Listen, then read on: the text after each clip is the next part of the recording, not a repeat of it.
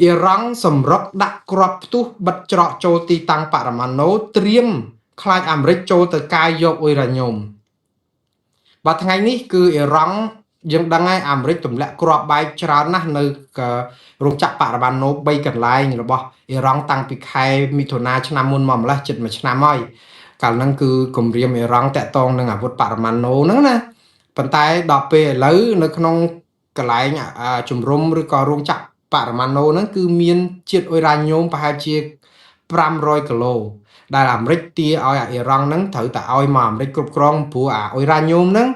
គឺជាសារធាតុមួយយ៉ាងដើម្បីយកទៅបង្កើតអាវុធបរមាណូហើយអាមេរិកអត់ត្រូវការឲ្យអ៊ីរ៉ង់មានទេខ្លាចផលិតអាវុធបរមាណូឥឡូវនេះអ៊ីរ៉ង់ថាអត់ចង់ឲ្យអាហ្នឹងតែអាមេរិកថាត្រូវតែយកចូលទៅយកក៏បានដែរតែឥឡូវគាត់ដាក់មីនដាក់អីបំផ្ទុះគ្រូងក្រោមដីឬអីនោះបិទឲ្យចិត្តហើយដាក់មីននឹងឲ្យជាប់មានអាចម្រងចម្រាស់អីចម្រងសម្រាប់តាក់ចឹងអាមេរិកអាចនឹងពិបាកឲ្យបើចូលទៅយកគឺនឹងគ្រោះថ្នាក់ធំមែនតើព្រោះអ៊ីរ៉ង់អត់ចង់ឲ្យអាអ៊ុយរ៉ាញ៉ូមនឹងទេនេះមានន័យថាការចរចាក៏នៅតែលំបាកតែយ៉ាងណាក៏ដោយថ្ងៃនេះសេតវិមានឬក៏សហរដ្ឋអាមេរិកបានបញ្ជាក់ថាសំទោសមិនមែនសេតវិមានទេគឺអ្នកសម្របសម្រួលការចរចាអាមេរិកនិងអ៊ីរ៉ង់ដែលមានប្រទេសប៉ាគីស្ថានជាអ្នកដែលអ្នកនៅកណ្ដាលនេះគឺបានប្រឡយពាក្យមកថាកិច្ចព្រមព្រៀងសន្តិភាពបង្ហើយរវាងអ៊ីរ៉ង់និងអាមេរិកគឺបានព្រមព្រៀងគ្នាអស់ហើយនឹងចុះហត្ថលេខាក្នុងរយៈពេល24ម៉ោងទៅមុខទៀតនេះចឹងបានន័យថាអាចនៅថ្ងៃអាទិត្យនេះតែម្ដងហើយគេថាចុះហត្ថលេខាដំបូងតាមលក្ខអេឡិចត្រូនិកក៏បានដែរសញ្ញេតាមប្រព័ន្ធអ៊ីនធឺណិតសិនក៏បានដែរចាំជួបគ្នាផ្ទាល់សញ្ញេពេលក្រោយដែលជាដំណោះស្រាយបញ្ចប់សង្គ្រាមនៅអ៊ីរ៉ង់នៅច្រកហមមុសឬអ៊ីរ៉ង់នេះអានេះអ្វីដែលប៉ាគីស្ថាននិយាយក៏ប៉ុន្តែក្នុងពេលប៉ាគីស្ថានថាតនៅ24ម៉ោងទៀតមានកិច្ចព្រមព្រៀងជប់បាញ់ឬក៏សន្តិភាពនេះខាងមេដឹកនាំអ៊ីរ៉ង់មិនច្រានចោលទេថាពិតជាមានកិច្ចព្រមព្រៀងដែលនឹងឈានទៅចុះហត្ថលេខារវាងអាមេរិកនិងអ៊ីរ៉ង់មែនហើយក៏ប៉ុន្តែមិនលឿនដល់ថ្នាក់24ម៉ោងទេហើយក៏មិនស្អែកនឹងដែរមិនថ្ងៃអាទិត្យនឹងដែរអញ្ចឹងយើងចាំមើលតទៅទៀតបងប្អូនថាតើវាទៅជាយ៉ាងណាក៏ប៉ុន្តែអាមេរិកនៅតែប្រកាន់ជំហរថាបើអ៊ីរ៉ង់អត់ព្រមលុបបំបត្តិអាវុធបរមាណូទេគឺមិនមានបទឈប់បាញ់ឬក៏លៀបពណ៌គណៈបកប្រឆាំងថាជាអ្នកចង់ឲ្យមានសង្គ្រាមទាំងគេអត់ដែលបាននិយាយចឹងសោះសូម្បីតែម្ដងទី2គឺក៏លុករឿងពហិការតំណែងថៃហ្នឹងថាមួយឆ្នាំហើយគឺពហិការតែទប់តំណែងថៃចូលខ្មែរអត់បានគាត់និយាយពីរឿងរត់ពន្ធព្រោះអីលើម៉ោងហ្នឹងគាត់ថានៅជង្គង់មន់កក់ឬក៏ស្អីគេនៅមានស្តុកពេញស្តុកណាអ្នកស្តុកអារបស់ហ្នឹងស្តុកអង្គញាមហាមន្ត្រីជួយទ័ពខ្មែរយើងលុយ5000នេះ5000នោះ10000នេះ10000នោះសិតតែអង្គញាដែលជួញដូរអាជង្គង់មន់ថៃហ្នឹងយកលុយមកបំពកទាហានខ្មែរនៅព្រំដែនយកបងប៉ុន្តែក្នុងពេលជាមួយគ្នាហ្នឹងគឺបំពកអាផលិតផលថៃដើម្បីឲ្យគេទិញគ្រាប់យកមកទម្លាក់សម្រាប់ទាហានយើងនៅទល់ដែនទៅជួយគ្រប់គ្រងទាហានយើងទល់ដែនដើម្បីបានអីចឹងវាវិលដូចលាមកចូលឈ្នាងចឹងណាបងប្អូនប៉ុន្តែសួរថាតើហេតុអីបានមកនឹងយើងនៅគ្នារវល់រឿងជង្គង់មន់ថៃនេះគឺជានយោបាយពង្រៀងស្ថានភាពឲ្យយើងវល់នៅក្នុងរឿងហ្នឹងព្រោះថាថ្នាក់ដឹកនាំកំពុងតែចាត់ការគឺថាមួម៉ៅនិយាយពីចោះទៅកន្លែងនេះចោះទៅកន្លែងនោះ30-40ឆ្នាំហើយយើងនៅដោះស្រាយរឿងលាមកចូលឈ្នាងនឹងអត់បានតើយើងទៅដោះស្រាយរឿងព្រំដែនយ៉ាងម៉េចទៅ40-60ជាងកន្លែងហ្នឹងហើយយើងបងប្អូនប្រជាប្រដ្ឋអត់រំលងនៅវល់ជាមួយគាត់ដែរគឺរឿងជង្គង់មន់ថៃបងប្អូនអារឿងជង្គង់មន់ថៃរឿងនាំមកពីនេះគឺជាភាពអសមត្ថភាពនៃមន្ត្រីកយព្រំដែនហើយនិងមន្ត្រីខុបខិតឈ្មួញយូរហើយអ្នកទាំងអស់នោះគឺសុទ្ធតែជាហឹបប្រាក់ហឹបស្អីរបស់គណៈបកកណ្ដាលអំណាចនឹងជួយគ្នាអញជួយឯងជួយឯងមកយកហើយតើគាត់ថាកាលអត់តន់ឆ្លោះគ្នារឿងព្រំដែនវាមើលទៅវាទឹកបាក់ទំនប់វាបន្លំមិនដឹងអ្នកណាជាណីទៅវាពេញមេឃពេកទៅវាច្រើនមិនដឹងមើលទៅផ្កាយឬក៏ភ្លើងទៀនឬក៏ភ្លើងគោមឬក៏ភ្លើងយន្តហោះវាអញញ៉ៃពេញមេឃចឹងណាប៉ុន្តែឥឡូវដល់ពេលបិទព្រំដែនព្រឹបមកវាច្បាស់ហើយគឺវាមានមកគឺមន្ត្រីខលខូចនឹងធ្វើចឹងមកយកយើងសាកគិតមើលនៅពេលដែលបិទព្រំដែនមានប៉ុណ្ណឹងចុះអាកាលបើកព្រំដែនទលាជើងមេឃនោះតើមន្ត្រីអស់នេះធ្វើបាបប្រជាពលរដ្ឋខ្មែរនឹងប្រមាណ10ឆ្នាំហើយ គីមីពុលផងអីផងអញ្ញាញ៉ៃបោះគេបោះចោលផងអានេះណាប្រជាប្រដ្ឋយើងអាភ័ព្វបងប្អូននៅពេលដែលគាត់និយាយចឹងគឺយើងបង្ហាញអំពីភាពទុនខ្សោយខ្លាំងនៃកម្មគនត្រូលនិងមន្ត្រីគយដែលគ្មានសង្ឃឹមអីសោះដែលប្រជាប្រដ្ឋមកហ្នឹងឯងនៅតែមួយឆ្នាំក្រោយបិទព្រំដែនគោកហើយនៅមានអាហារទំនិញថៃយកមកប្រព្រាតរត់ពន្ធអីបានហើយនៅចំោះនៅទីក្រុងភ្នំពេញហើយសេះពាក់ព័ន្ធអង្គញា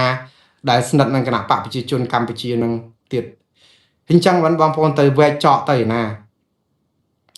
រឿងគឺទាំងអស់ប្រព័ន្ធដឹកនាំរដ្ឋហើយកុំបន្ទោសរឿងកយរឿងមន្ត្រីអស់នេះអត់ខ្លាចដោយសារគេមានខ្នងហើយចាំមើលធ្វើតែបានជួនកាលនឹង1 2ចឹងដូចលួចកុំប្រុសចឹងបាត់ស្ងាត់ជើងចឹងទៅប៉ុណ្ណឹងហើយតំណែងនាំមកស្រុកខ្មែរ 60% នៅតំណនាំបានជើងទឹកហើយនឹងជើងអាកាសសោះហ្នឹងហើយទៅមកររឿងតែរឿងចកងមន់យើងចង់បានថារឿងយើងភ្លើងឆេះផ្ទះមកពងកាយឆ្លុះគ្នារឿងស្ពាន់អាលាយអីនេះអត់ប្រឹងរកវិធីទាគេសងសំណងរឿងផ្ទះរឿងសម្បែងអីយើងនៅកាប់ចាក់គ្នារឿងកាយអីចាយអីនេះអត់ទៅមុខទេបងប្អូនវិលឲ្យឆ្ងាយផុតពីនឹងបន្តិចឲ្យពួកគាត់ធ្វើទៅហើយនេះគឺជារឿងប្រាប់ពីរឿងភាពអសមត្ថភាពក្នុងការដឹកនាំរដ្ឋទេហើយបើគាត់ខំប្រឹងនឹងដើម្បីស្អំចិត្តប្រជាពលរដ្ឋដើម្បីឲ្យជឿថាថ្នាក់ដឹកនាំចាហើយនៅពេលដែលលោកហ៊ុនសែនធ្វើរឿងនេះណាកំបិតមុខពីរទៀតកំបិតចិត្តដងឯងមិនមែនមុខពីរទេគាត់ធ្វើនេះចង់បង្ហាញអំពីថាកម្ពុជាមិនអនុគ្រោះរឿងតំណែងថៃទេកុំឲ្យគេមើងងាយមានមើងងាយអីបងប្អូនបើអត់យកជង្គង់ថៃជង្គង់អីអាហ្នឹងរឿងរត់ពន្ធតាមានស្របច្បាប់ឯណាដូច្នេះអានឹងរឿងឈ្មួញទុច្ចរិតទេហើយនៅប្រទេសណាគេធ្វើចឹងដែរឲ្យតែមានការបិទហើយមានតម្រូវការគឺវាមានរត់ពន្ធតែអញ្ចឹងតែសម័យខ្មែរក្រហមក៏មានដែរសម័យរដ្ឋកម្ពុជានឹងក៏មានដែរគេរត់ពន្ធនឹងដោយសារតែមានតម្រូវការខ្ពស់ហើយវាត្រូវការជ្រៀតដូចទឹកដែលមានអាវរីអគិសនីអញ្ចឹងតែមានស្នាមប្រេះអីទិញទូចហ្នឹងវាខំប្រឹងប្រជាចេញតបាក់ទំនប់ហ្នឹងតែឥឡូវយើងទប់ក៏ទប់ទៅប៉ុន្តែទឹកហ្នឹងវាមិនមែនហូរតាមអាចវ៉ែបឬក្រែកឬក៏អាប្រេះហ្នឹងណាទំនិញនាំពីថៃមកលើកលែងតែបន្លែបង្ការនិងផ្លែឈើហើយនឹងអាហារសីយុទ្ធសាស្ត្រអីគេមានអូស្មန်នឹងនេះនឹងតាផ្លូវគោកហ្នឹងផ្លូវទឹកនាំមកបានផ្លូវអាកាសនាំមកបាន 60% សិតតែតំណែងថៃតែបងប្អូន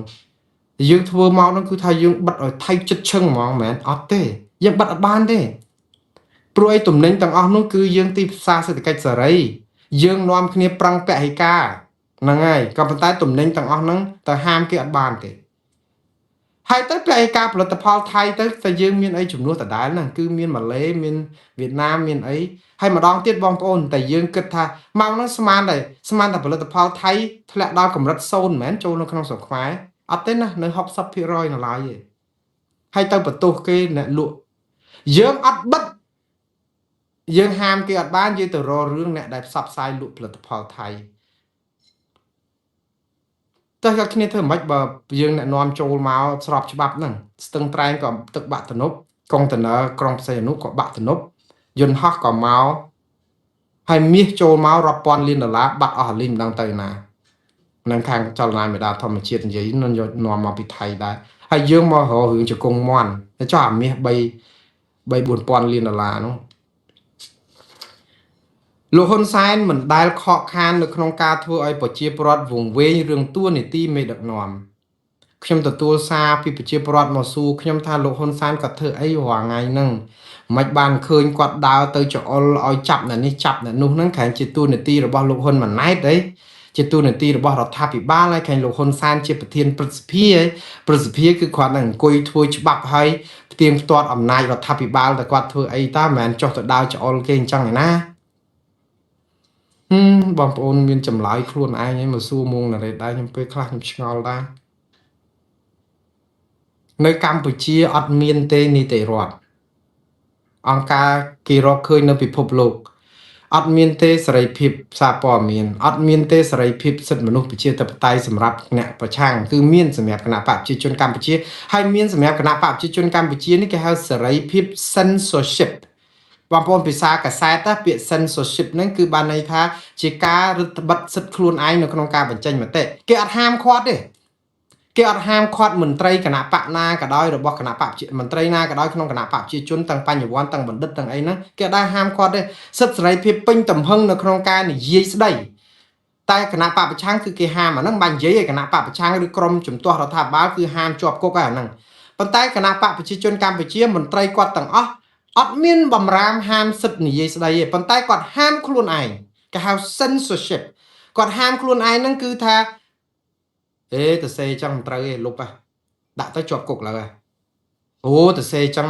មេដឹកនាំដឹងណាដូចរៀងរិះគន់គេតិចលុបចេញទៅសេទៅគុកឡើយអូឈប់សេហ្មងបាច់សេ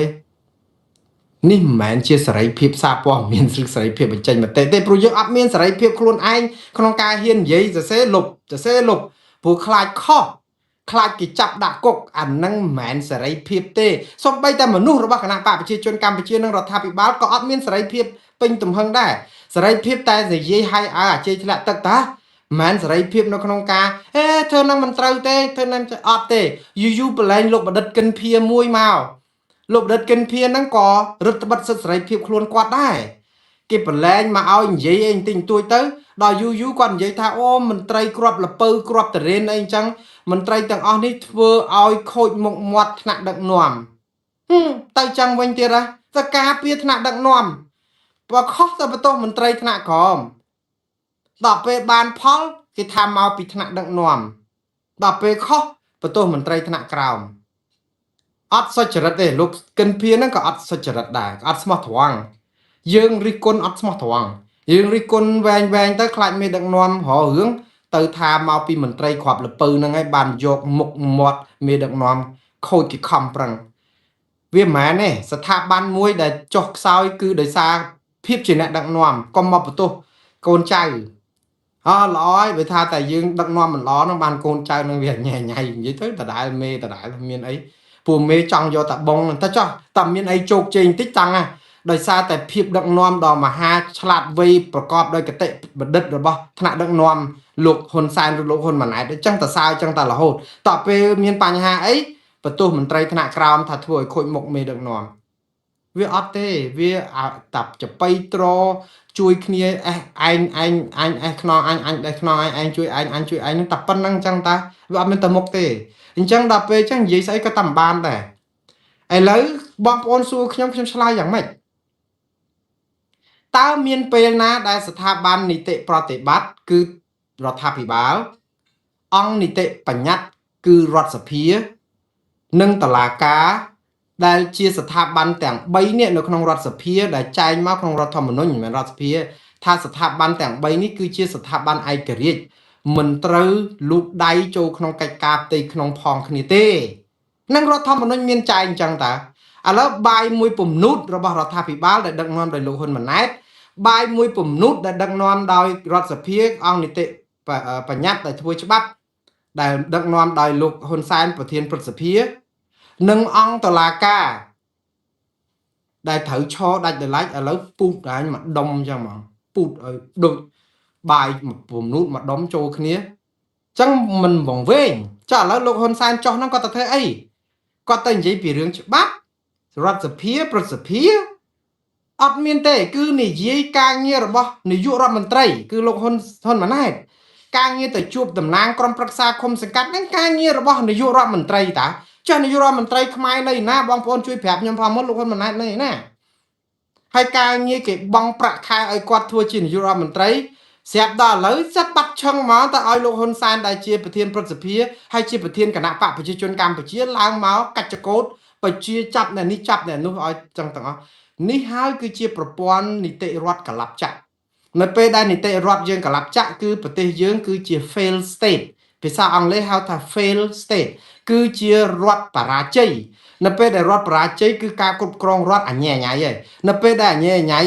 គឺបានចំណេញតែបង្ក្រាបប្រជាប្រដ្ឋនៅក្នុងស្រុកឲ្យច្បល់ទេប៉ុន្តែមតិអន្តរជាតិគេថារដ្ឋយើងអញ្ញែញ៉ៃគេលែងហ៊ានរកស៊ីវិនិយោគិន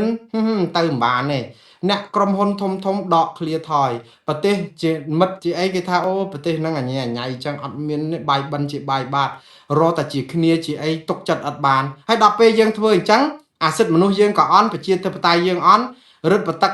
យកមានលុយទៅទិញអាវុធយោធាអីពីប្រទេសទាំងអស់ខាងក្រៅអត់ទេព្រោះយើងអត់មាននីតិរដ្ឋហងយើងច្បោកច្បល់ក៏ប៉ុន្តែយើងអាចនឹងសួរទៅវិញថាចុះលោកហ៊ុនសែនកែងជាប្រមុខរដ្ឋស្ដីទីតាមិនបានថាគាត់មិនកាន់រដ្ឋាភិបាលបានព្រោះព្រះមហាក្សត្រលោកកំពុងតែសម្រាប់ព្យាបាលព្រះរាជរោគនៅឯទីក្រុងប៉េកាំងយើងដឹងតាព្រះរាជវាំងចេញសម្បត្តិរាល់ថ្ងៃ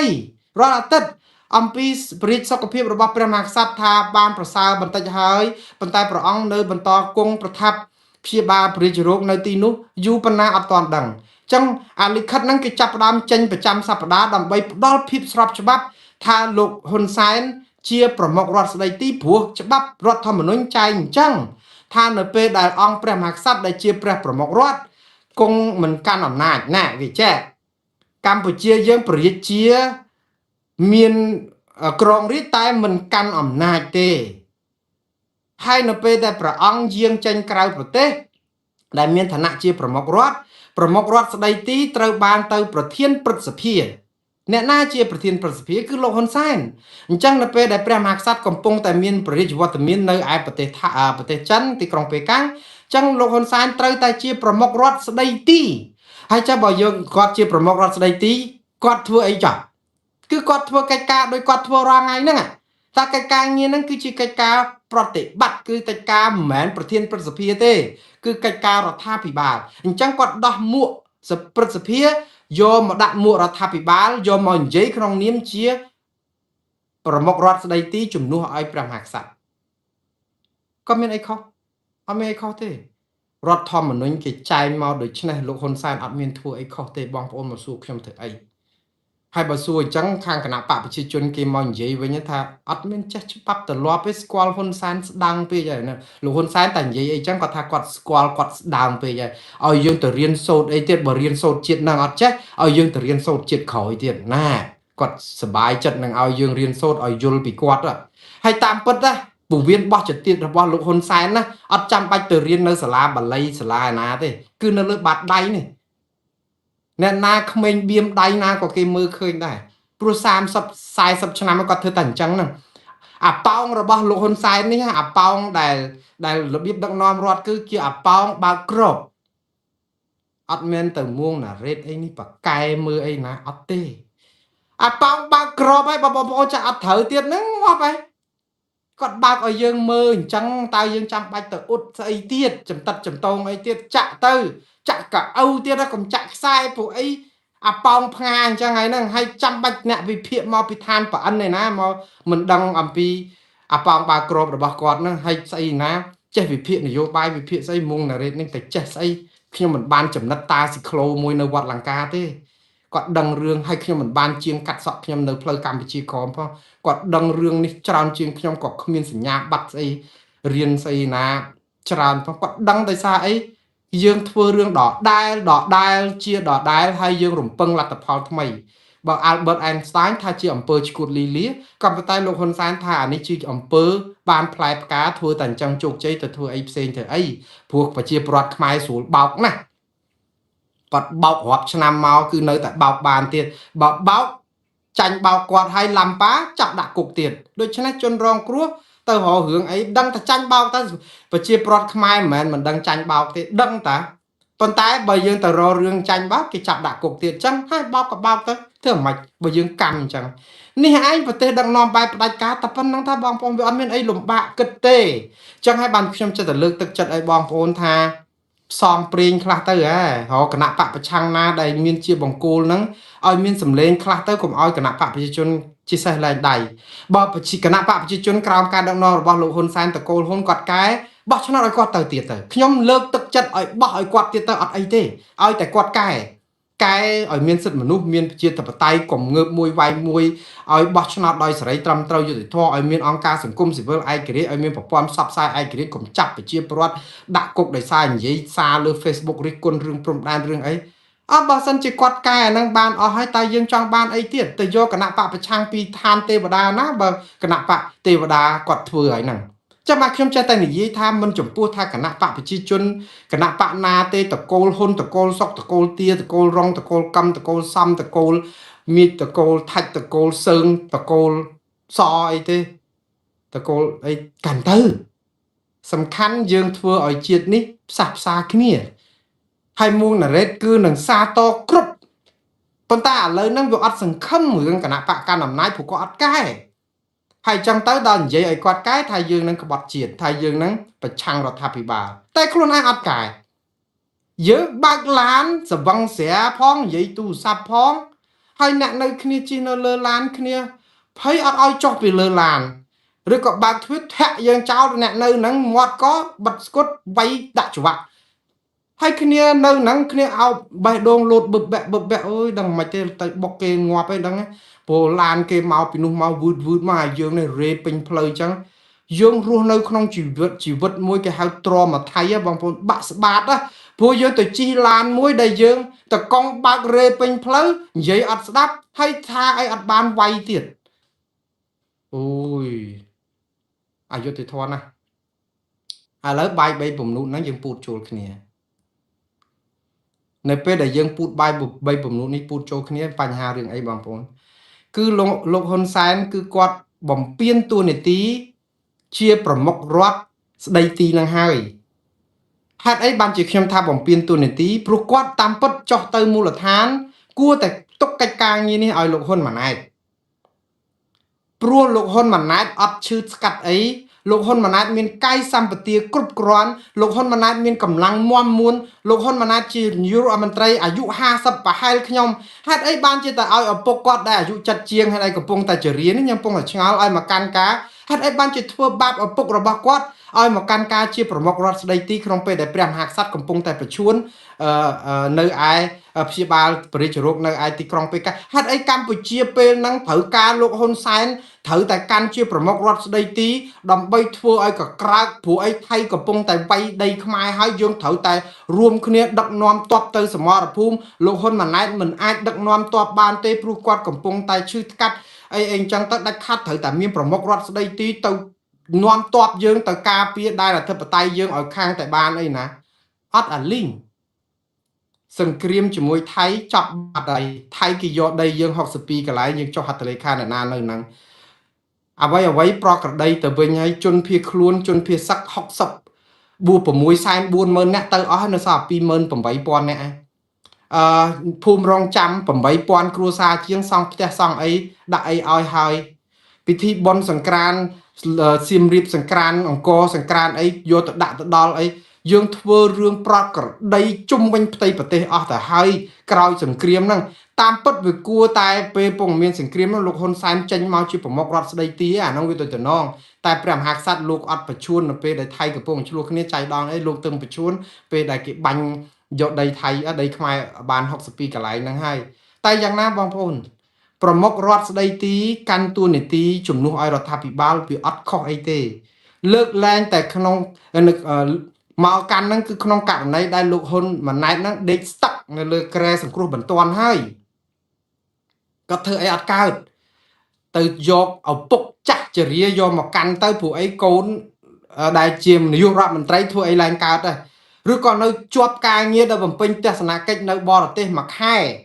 អញ្ចឹងមួយខែហ្នឹងអត់អាចលោកហ៊ុនម៉ាណែតចេញទៅក្រៅបាត់ហើយជានាយករដ្ឋមន្ត្រីត្រូវឲ្យប្រមុខរដ្ឋស្ដីទីត្រូវតែមានលោកហ៊ុនសែននៅកាន់ការនៅក្នុងប្រទេសហ្នឹងអាហ្នឹងដូចជាសមស្របជាងហើយបើទោះសមស្របក៏មិនគួរណាមកកាន់ទៅជួបប្រជុំក្រុមប្រឹក្សាអីលោកហ៊ុនម៉ាណែតនឹងឯណាចឹងធ្វើឲ្យលោកហ៊ុនម៉ាណែតហ្នឹងអស់ឥទ្ធិពលអស់អំណាចអស់សិទ្ធិអស់ស្អីទាំងអស់ជានាយករដ្ឋមន្ត្រីទីងមុងសុតសាតអាយ៉ងសុតសាតអីចឹងទៅហើយក្នុងពេលជាមួយគ្នាហ្នឹងគឺអានីតិយើងពីប្រធានបកប្រធានព្រឹទ្ធសភាកាន់រដ្ឋាភិបាលចអុលទៅហ៊ុនម៉ាណែតសតអាសតវាឯងធ្វើមិនកើតអីចេះអាហ្នឹងកូនអញពេញទឹកពេញដីដឹងស្អីគេបងប្អូននិយាយពីភាសាខ្មែរយើងពេញចិត្តណាបងប្អូនខ្មែរដែលគ្រប់គ្រងគណៈបកប្រជាជនអូយកក់ក្ដៅណាស់បានសម្ដេចពុកមកចេះគឺថាមកនឹងកក់ក្ដៅមែនតើដើម្បីបើឲ្យលោកហ៊ុនម៉ាណែតឡើងមកពួកប្រឆាំងនឹងដូចជាអត់ទុននៃបន្តិចសោះដូចនៅកអឺតកតមខ្លាំងតែបើឲ្យសម្ដេចពុកឡើងមកគឺពួកប្រឆាំងនេះគឺថាវាក្រាបដូចកតេលអញ្ចឹងរៀបដូចកតេលអញ្ចឹងប្រហែលជាគេគិតអញ្ចឹងណា ពួកអីលោកហ៊ុនម៉ាណែតនឹងសម្ដីនឹងគឺថាវាទុនពេក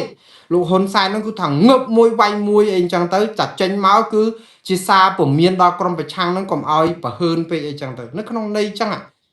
ប៉ុន្តែជាតិសាសន៍នេះអត់មានចំណេញអីសោះសហគមន៍អន្តរជាតិក៏គេមើលមកថាអូយអីចឹងឯងវល់ដូចលីមួយចូលឈ្នាងនឹងមិនដឹងអ្នកណាកាន់តួនាទីណាហើយលោកហ៊ុនសែនមែនតែនទៅគួរតែប្រគល់តួនាទីហើយវាអត់មានភាពចាំបាច់ទៅទៀតវាអត់មានភាពចាំបាច់ចំពោះគាត់នៅក្នុងការចោះទៅជួបហើយគាត់ជួបទៅគាត់អាចនឹករលឹកប្រជាពលរដ្ឋអីរាជរបស់គាត់ដែលធ្លាប់កាន់អំណាច30-40ឆ្នាំមកហ្នឹងវាមិនអីទេក៏ប៉ុន្តែបើគាត់ចោះសួរសុខទុក្ខនឹករលឹកក្នុងនាមជាប្រជាពលរដ្ឋខ្មែរជា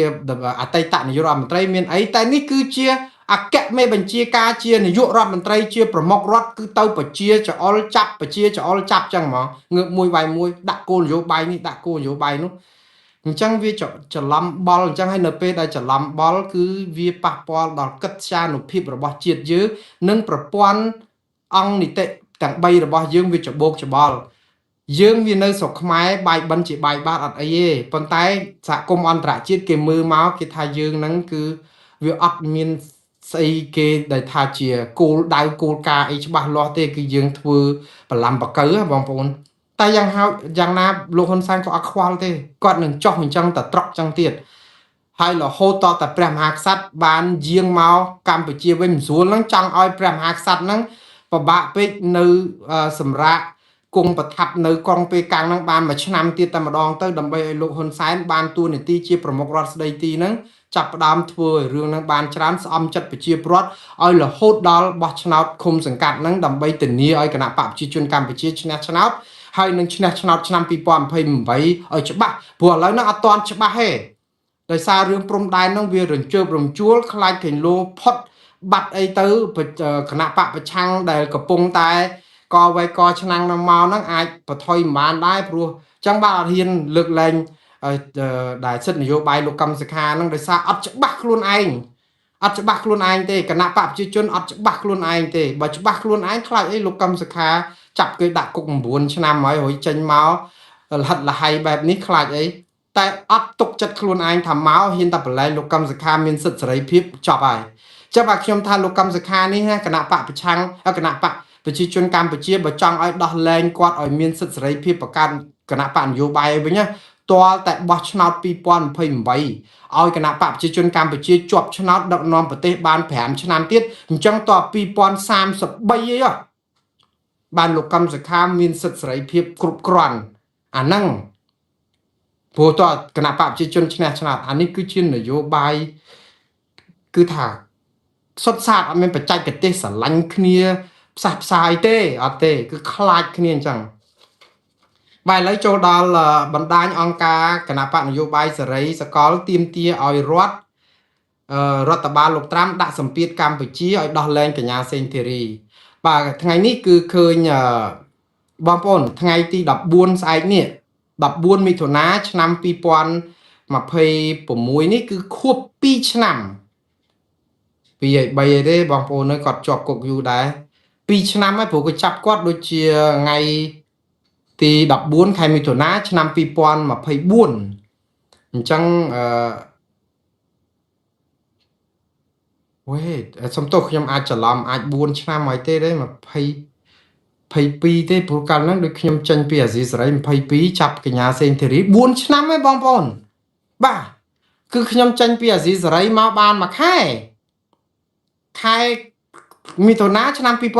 2022គេចាប់គាត់អញ្ចឹងបានន័យថាមកដល់ឥឡូវ4ឆ្នាំហើយស្អែកនេះគ្រប់4ឆ្នាំហើយគេកាត់ទោសគាត់ឲ្យជាប់គុក6ឆ្នាំអញ្ចឹងបាត់ចោតគាត់ហ្នឹងគឺគាត់ត្រូវជាប់គុក2ឆ្នាំទៀតបានគ្រប់ត2028បានចេញហើយដំបងយកគាត់ទៅដាក់នៅឯណានោះដូចប្រាវិហារណានោះគុកឆ្ងាយឆ្ងាយគ្នាអ្នកទៅសួរសុខទុក្ខគាត់ពិបាកដែរតែឥឡូវហ្នឹងគេសម្រាលបន្តិច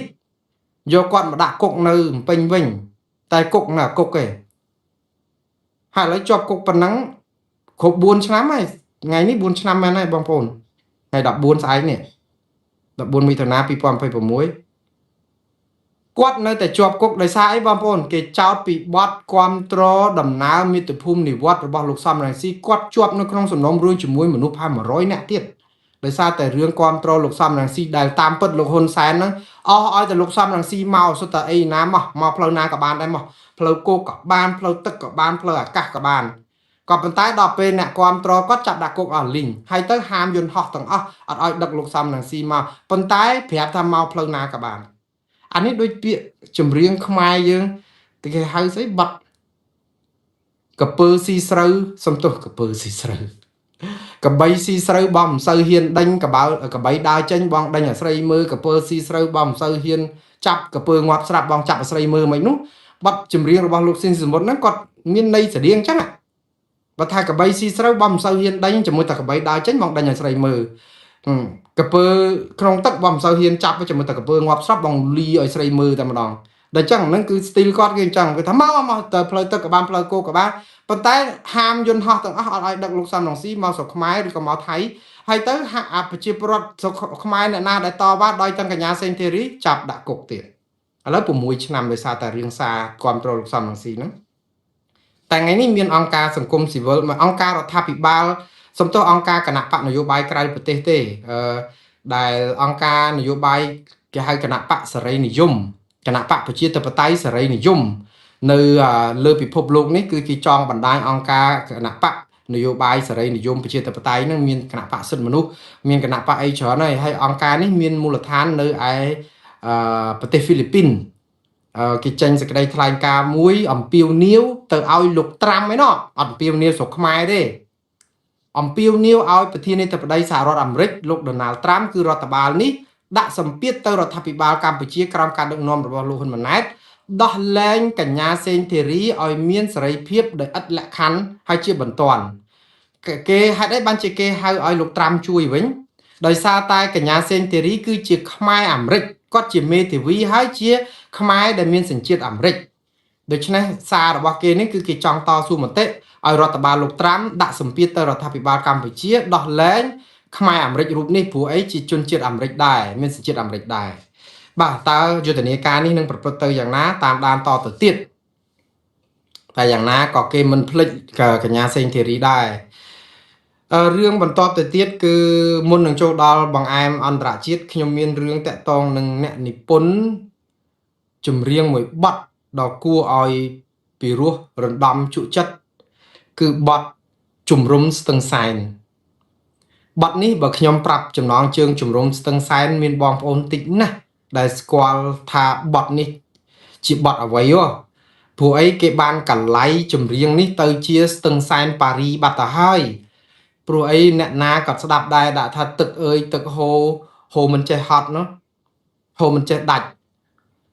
ដូចខ្ញុំមិនភ្លេចអនុស្សាវរីយ៍ស្ទឹងសែនតែមួយមិនដែលមានពីរស្ទឹងសែនប៉ារីក៏មិនដូចដែរនោះណាបាទបទនេះឯងគឺជាបទចម្រៀងដើមនិពន្ធក្នុង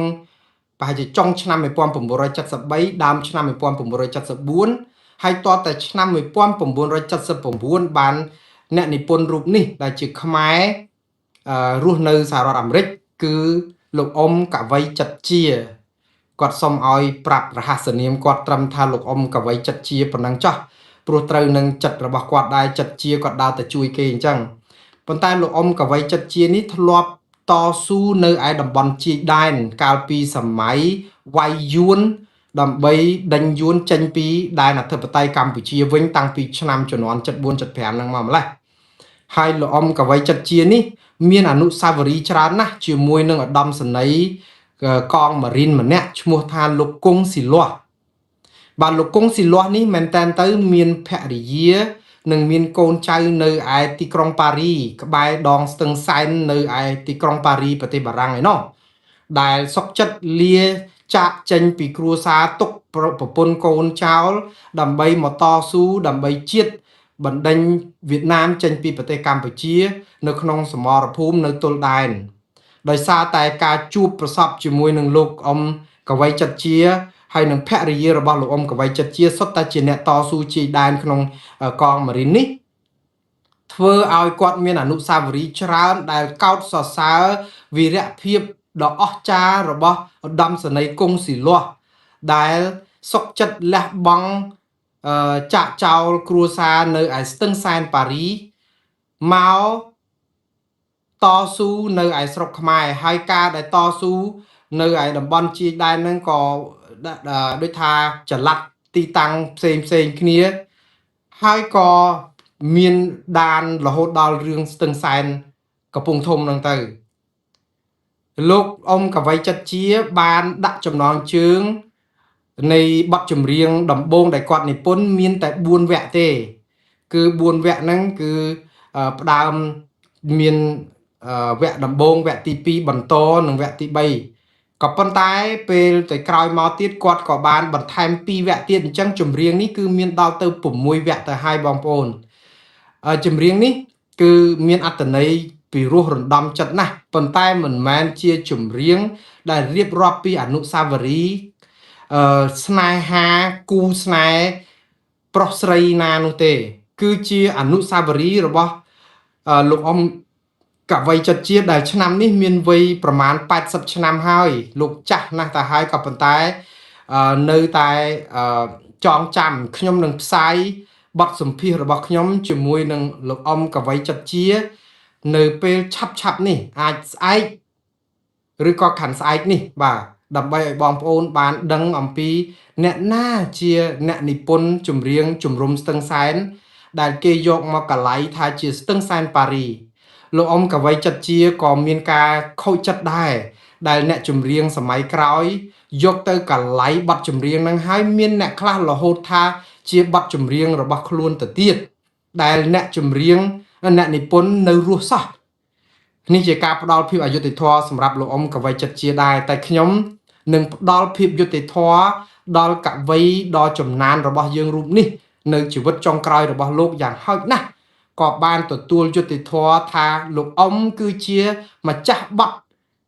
ជំរុំស្ទឹងសែនដែលគេយកមកកែកឡៃទៅជាស្ទឹងសែនប៉ារី